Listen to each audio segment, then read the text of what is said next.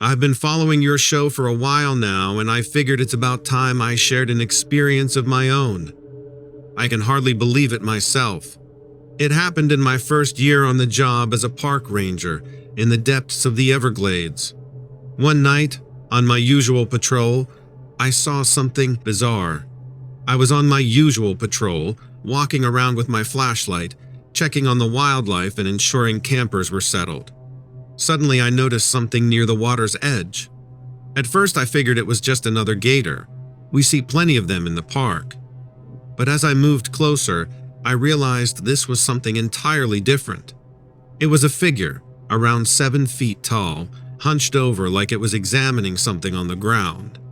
The creature was covered in scales, kind of a greenish color that shivered slightly in the beam of my flashlight. It had long arms, longer than any humans, ending in what looked like claws. The sight was disturbingly abnormal.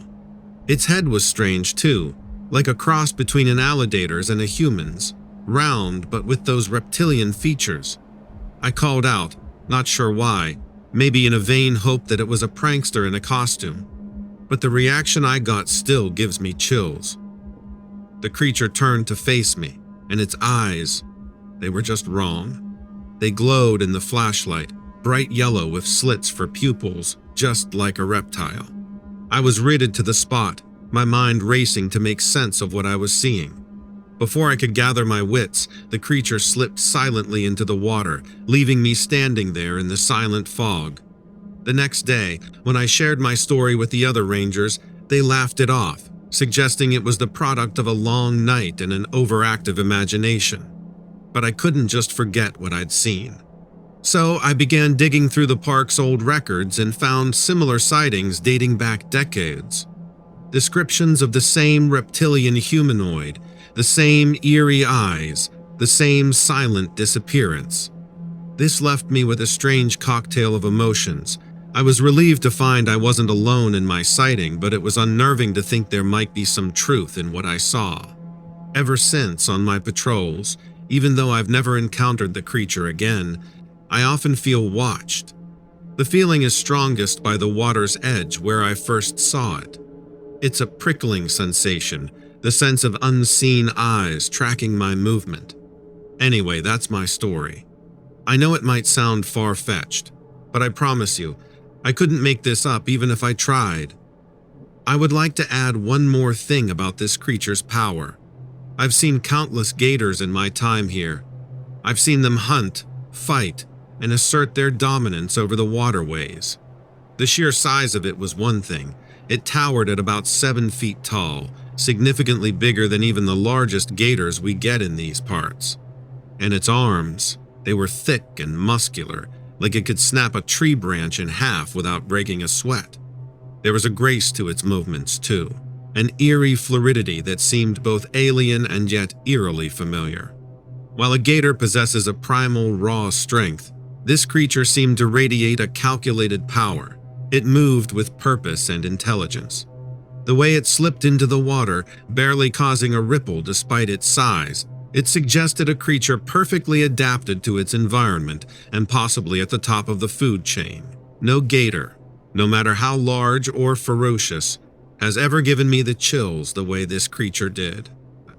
Its presence seemed to silence the marsh around us, and even after it disappeared, it took a while for the sounds of the swamp to return.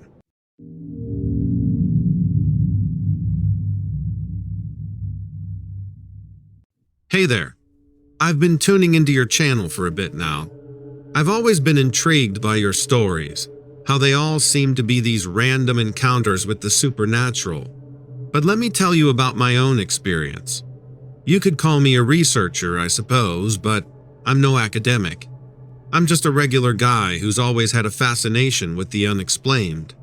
I've spent the better part of my life chasing after these mysteries, and it took me 20 years until I had the encounter I'm about to share with you. I was on a trip with my son, visiting Louisiana. We were exploring the swamps, far away from the hustle and bustle of New Orleans. We'd heard rumors of a strange creature lurking in these parts, something the locals referred to as the rougarou. Now, I'm not one to believe in tall tales, But there was something about these stories that piqued my interest. We'd been out in the swamps for a few days, following up on these rumors. We hadn't seen anything out of the ordinary, just the usual swamp wildlife. But then, one evening, things took a turn. We were sitting by our campfire, just about to turn in for the night, when we heard a rustling in the undergrowth. Now, I've been camping enough times to know the sounds of the night, but this was different. It was heavier, slower, like something big was moving around out there. I grabbed my flashlight and shone it towards the noise. For a moment, all we saw were the shadows of the trees. But then, something moved. Something big. It was just a silhouette, but it was enough to make my heart skip a beat. I could see it was tall, standing on two legs with broad shoulders. It looked more like a man than any animal I'd ever seen. My son was scared, I could tell, but I told him to stay quiet, to stay still. We watched as the creature moved slowly around our camp, always staying just out of the light. It circled us a few times, then disappeared back into the swamp. We didn't sleep much that night, as you can imagine. The next day, we were on high alert. Every rustle of leaves, every snap of a twig had us jumping. But the swamp was quiet, eerily so. It was as if the whole world was holding its breath, waiting for something to happen. Then, the next evening, out of the silence, we heard it. A low growl, guttural and primal. It sent a chill down my spine. I grabbed my flashlight again, my hand shaking just a bit. I shone the light towards the sound, my heart pounding in my chest. And there it was again. The creature. It was closer now, close enough for us to make out details. It was covered in thick, matted fur, dark as the night around us. Its eyes reflected the light from my flashlight, glowing an eerie yellow. It had a snout, like a dog or a wolf, but its body was more human-like. Muscular arms ended in clawed hands, and its posture was hunched, as if it was ready to pounce. I knew it was the rougarou, the creature from the stories. Seeing it up close in the flesh was both terrifying and fascinating. It was a creature of legend, a myth come to life, and it was standing right in front of us. The rougarou didn't make any aggressive moves. It just watched us, its eyes never leaving ours. It was almost as if it was curious, studying us just as we were studying it. We were in its territory, guests in its home, and it was deciding what to do with us. Then, as quickly as it had appeared, it was gone. It turned and disappeared into the swamp, leaving us alone in the silence once more. We were left with the crackling of our fire and the pounding of our hearts. We didn't speak of it for the rest of the trip. It was as if we were both trying to process what we had seen, but there was no making sense of it. We had come face to face with a legend, with a creature that shouldn't exist, but it did. We had seen it with our own eyes. That encounter changed us, changed how we saw the world. It was a reminder that there are still mysteries out there, still things that defy explanation.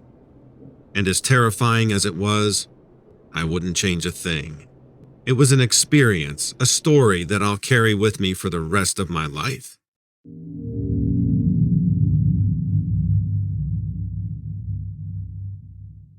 I attend college in Boston, and as you might know, the place is full of stories about the Great American Road Trip.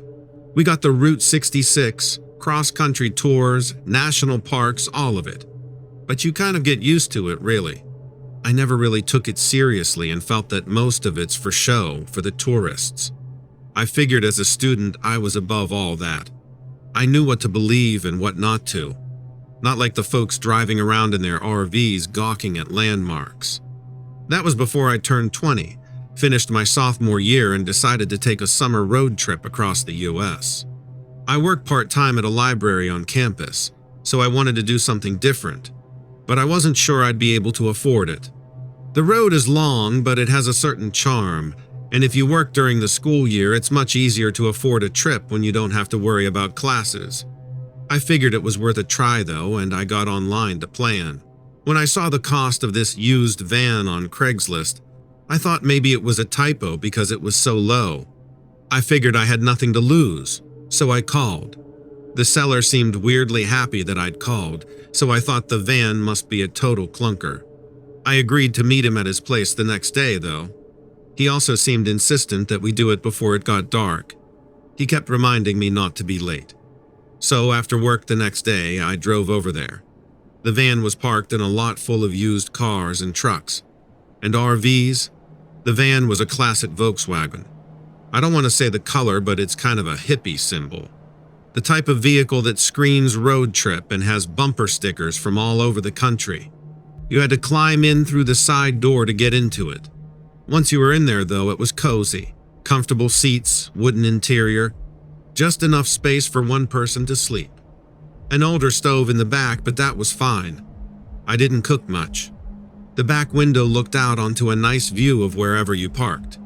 I liked it and gave him a verbal commitment, but the seller couldn't take my cash quick enough. I wondered if he had a gambling problem or something because he seemed to need that money pretty bad. I drove off a few days later and everything was fine. It's an old van, like a lot of them on the road, so the engine kind of groaned and I couldn't use too many appliances at once or the fuse would trip, but that was okay. That first night, though, I had a weird urge to buy a camera. I don't take photos, but that Polaroid at the corner store called my name. I didn't want to because that stuff's not cheap. When I got back, I was going to put it in the cabinet, but something told me to put it on the dashboard. Something like almost a voice. Almost, but not enough to scare me. Not yet. Over the next few days, I started noticing an extra photo in the morning. I don't always remember taking pictures, and a lot of times I meet people on the road or just stop at a scenic spot. So I wasn't really sure. Did we take 4 photos last night or 3? After a week, I decided I'd make sure the camera was empty before I went to bed, just to see. Sure enough, in the morning, there was a photo on the dashboard. I'd forgotten about the Polaroid. I finally put the two together and checked the film. It was half empty. I started to freak out.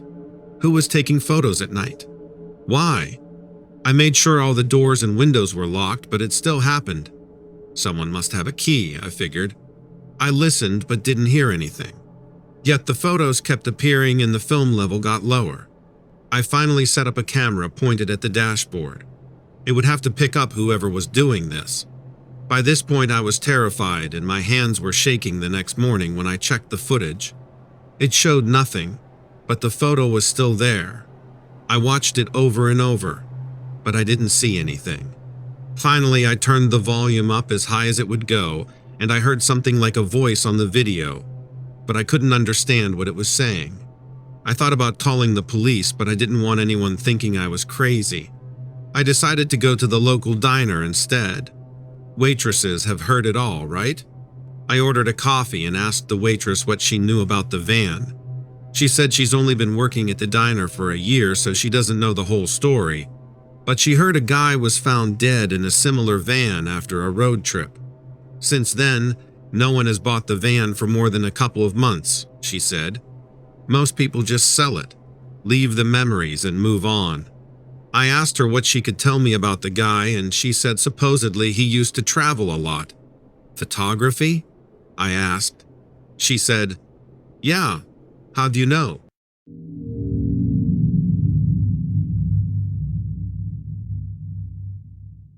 Hey there, my name's Jack. A buddy of mine suggested I share my story with you. I've been hesitant to talk about it, but I guess it's time to put it all out there. So this all kicked off during my trip to Canada. I was visiting my old college friend Mike, who had settled down in Vancouver. We decided to take a trip to the Canadian Rockies, a place I'd always wanted to see. We had planned a whole week of hiking, fishing, and just soaking in the natural beauty. One evening after a long day of hiking, we returned to our cabin and realized we really wished we'd had some cold beers to drink by the fire. I volunteered to drive to the little shop down the road and fetch some. It was pretty dark, and I was navigating with my high beams on. As I was driving, I noticed a strange light in the distance, over the mountains, but it was hard to make out with my lights being so bright. It sorts of looked like a searchlight, but there was no sound of a helicopter or anything. I found it odd, but I continued towards the store. Then, within the next few minutes, I saw it alongside the road up ahead. This figure. At first, I thought it was a man, but something about it was off. It was too tall, too thin, and its head was disproportionately large. Its body was frail, and its eyes were an intense black. Despite the alarm bells ringing in my head, I felt an inexplicable pull towards it. As I approached the figure, my heart began to race, and a sense of unease washed over me. The creature stood motionless, its elongated limbs dangling loosely by its sides. Its skin, if it could even be called that, appeared translucent, revealing a network of pulsating veins that glowed with an otherworldly blue hue. The creature's head turned slowly, as if it was studying me with those piercing black eyes. It was unnerving, as if it could see right through me, into the deepest recesses of my soul. A shiver ran down my spine, and I fought the urge to slam on the brakes and speed away from this bizarre encounter. But my curiosity outweighed my fear, and I cautiously rolled down the window to get a better look. As soon as the window opened, a gust of cold wind rushed into the car, carrying with it an acrid scent that made my nose scrunch in discomfort. The creature's head tilted to the side, almost as if it was mimicking human curiosity. It emitted a low, guttural sound that sent a chill down my spine. The strange light I had seen earlier continued to hover above the mountains, casting an eerie glow over the surrounding landscape. The air crackled with an inexplicable energy, and I felt a tingling sensation spreading through my body. Without warning, the creature extended one of its bony fingers towards me. Its touch was icy and sent a jolt of electricity through my veins. I could barely breathe as an overwhelming sense of dread consumed me. In that moment, I realized that this encounter was far from ordinary. It wasn't just some chance encounter with a strange being. It felt like an encounter with something beyond our comprehension, something extraterrestrial. As the seconds stretched into an eternity, I mustered the courage to break free from the creature's gaze. I slammed my foot on the gas pedal, my heart pounding in my chest. The tires screeched as I accelerated away from the creature and the inexplicable phenomenon that surrounded it. Breathing heavily, I stole a quick glance in the rearview mirror. The creature stood there, its dark eyes still fixed on me, but it made no attempt to follow. It remained an enigmatic presence in the darkness, a haunting memory etched into my mind. I finally reached the store, bought the beer, and raced back to the cabin. I stumbled out of the car, my legs weak with both relief and lingering fear. I relayed the encounter to Mike, who listened intently, his eyes wide with disbelief. We spent the rest of the night discussing theories and possibilities, trying to make sense of what had just happened. Years have passed since that fateful night in the Canadian Rockies, but the memory of that encounter still lingers within me. It serves as a reminder that there are mysteries in this vast universe that we may never fully understand, that there are creatures and phenomena beyond the realm of human comprehension. Perhaps one day, the truth will reveal itself, and the enigma of that creature and the strange light in the mountains will be unraveled. But until then, it remains an unforgettable chapter in my life, a story that I share with others as a cautionary tale of the unknown lurking just beyond the edges of our perception.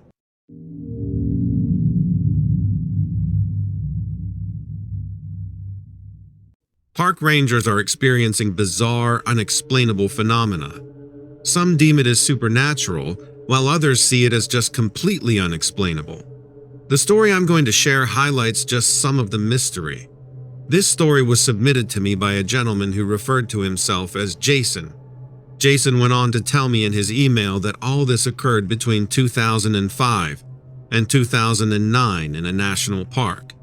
He wished and requested to remain anonymous, but informed me that it's okay to tell you that it is in the northern section of the United States. What's interesting about Jason's story is that he brings forth information about a search and rescue mission. They found a body posed about 40 feet up in a pine tree with wounds that were physically impossible for a bear to make. However, it was written down as a bear kill. After all, bears attacking and killing humans isn't necessarily new. But to write off these bizarre events as a simple bear kill, something just isn't adding up. Jason explained that for a while now, months before this even happened, he and his colleagues were hearing and experiencing strange things all around the park. They witnessed mysterious phenomena, mysterious black apparitions appearing out of the corner of their eyes, and strange lights and sounds appearing all over the park at all times of the day. But they mostly didn't talk about it, or very infrequently it would come up in casual conversation. However, it's not something you're going to outright report to your superiors, and for good reason. For a while now, visitors across the park had been complaining about strange, disturbing noises, from humans screaming and yelling to strange, unexplainable animal sounds, all coming from the backcountry area of the forest in the park. But when investigated by rangers and staff at the park, there was no trace of anything. No track, and no evidence of anybody being back there. It's as if these sounds simply manifested on their own and vanished when anybody would show curiosity to inspect what was happening. Apparently, some of Jason's closest colleagues and people he worked with had some strange experiences while in this small section of the backwoods. Although they refused to talk about it, every time it was brought up casually, they seemed to go pale and act scared, as if they knew something but were too afraid to talk about it. Now, this puzzled Jason.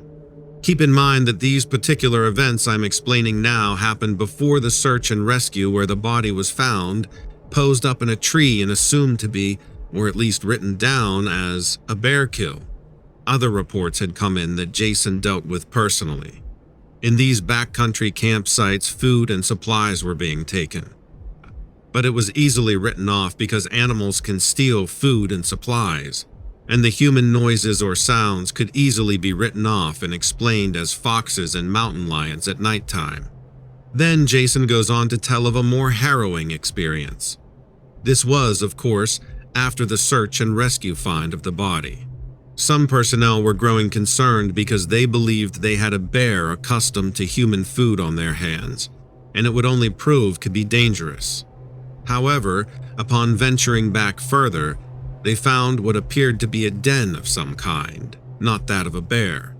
One of Jason's closest colleagues also reported strange sounds like a mechanical humming in the woods right near where this den was.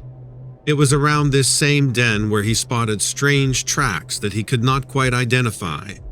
In fact, they looked more akin to that of a goat track, but did not resemble any animal he is familiar with. For the following few days, they would spend time hiking throughout this small valley where a bizarre, pervasive odor of death crept up on them. In this same evening, while they were at their campsite, they experienced a series of strange events that would occur over the course of the night. One of them reported strange whispers and hushed tones right near the tent, along with some strange gurgling noises like somebody gargling on blood. As Jason recalls, one of these park rangers ventured out beyond the reaches of his tent and the safety of the flashlight, armed with a rifle to investigate the source of these strange noises. There was some moonlight giving brief illumination to the area around him, but even though he could see off into the woodlands and was shining and scanning with his flashlight, he didn't capture anything. But there were a few moments where he swore that he could see a very tall, skinny silhouette watching him from the tree line, a silhouette that unmistakably was not a bear in any way, shape, or form. What's also strange is the ever-pervading odor of death in this whole valley. The rangers who had made note of it noticed that any time the strange occurrences happened, whether it be sights or smells or phenomena, this odor of death would increase tenfold. They explained it to Jason, who related to me as this. Imagine standing next to a cow carcass that had been dead for 3 to 4 days, baking in the hot sun. That would be enough to make you gag. But there was no visible source for this odor to be coming from, especially not as strong and as potent as this smell was. The following day, they all returned to the main portion of the camp with no signs or evidence to further validate what the source of the noises were. This only complicated things more as everybody was so perplexed at their findings. While everybody was creeped out, nobody was about to go ahead and point fingers and call it a boogeyman. If you want to keep your credibility, that's not something you even hint at in a professional setting. What's also very interesting is that the same day in October, 2 hikers would end up missing around the same area where they heard those noises the previous night in that same valley. Jason, who was now involved in a search party to find these 2 missing hikers, experienced a series of unexplainable events, sounds, and phenomena. These events further validated the experiences of his 2 fellow colleagues just days before. While the 2 missing hikers were never found, and are still considered several of the missing persons cases today, the experiences that Jason recalls were completely bone-chilling. Once he had discovered these human remains high in the tree, he didn't really tell me via email all the details, but he followed the appropriate protocol to have the body properly taken care of. But they could not identify who the body belonged to, and there had been no reports in the general time frame of anybody gone missing. So, the hiker was simply a Jane Doe. The problem was not so much the body and the missing person who it belonged to. It was more so the condition in which the body was found. Jason shared with me some pretty disturbing descriptions of how the body was found, and I'm not going to share every little detail. But I will say that the body was badly mangled in a way that did not classify as a wolf or a bear or a mountain lion kill. The body was hardly eaten on, but primarily just disfigured, as if something had used this person as its plaything and mangled this corpse. There were even bizarre bite marks taken out of it that did not fit a canine of any kind, or a bear or a mountain lion, coyote, fox, or anything falling under the carnivorous or omnivore category. Nothing matched up, not even the teeth marks. Nobody could really figure it out.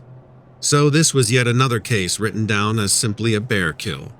Even Jason, who had found the body originally, tried his best to rationalize the find as somebody having a very unfortunate run-in with a bear. But with how badly mangled this person was, which bears do not do, it did not line up with the way a bear kills. I'll let you guys be the judge on this and let you guys speculate. Could this have been something supernatural? Does this have any connection at all to the thing chasing Jason at night, or the experience the other 2 park rangers had in the valley? Or is this simply just a misidentification of an unfortunate individual being slaughtered by a bear? Those are just about all the details Jason left me. So, I'd love to hear what you guys think in the comments below for this particular story. What do you think happened? Is it real? Was there something truly supernatural? Or is there simply a way to rationally explain it all with critical thinking?